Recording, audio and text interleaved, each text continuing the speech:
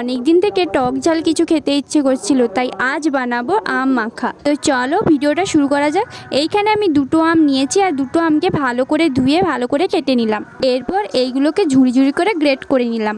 জানি তোমরা অনেক ইউটিউবার্সদের কাছ থেকে অনেক রকমের আম মাখা দেখেছো, আর আমি যে এই আম মাখাটা করছি এটার মধ্যে জাস্ট 3টে জিনিস দেব, আর এই 3টে জিনিস কিন্তু সবার বাড়িতেই পাওয়া যায়। তো এইখানে আমি আমগুলোকে ঝুড়ি ঝুড়ি করে গ্রেট করে নিলাম। তারপর এইখানে অ্যাড করলাম 1 চামচ চিনি আর এই মশলাটা আমি পরে বলছি ভিডিওর শেষে। তারপর দিলাম লবণ আর কাঁচা লঙ্কা। এখানে যে মশলাটা অ্যাড করেছি সেটা বললাম না, ওটা একদম আমি বাড়িতেই বানিয়েছি। শুধুমাত্র একটা মিক্সিং জার নাও আর তার মধ্যে বিট লবণ দাও আর দিয়ে দাও ভাজা শুকনো লঙ্কা, ব্যাস। তারপরে মিক্স করে নাও, এই মশলাটা রেডি হয়ে যাবে। গাইস, এটা খেতে এত টেস্টি ছিল না, তোমরা জাস্ট একবার বাড়িতে ট্রাই করে দেখো, তারপর এসে আমাকে কমেন্ট করে বলবে এটা কেমন খেতে হয়েছে। তো চলো গাইস, ভিডিওটা ভালো লাগলে একটা লাইক করে দিও।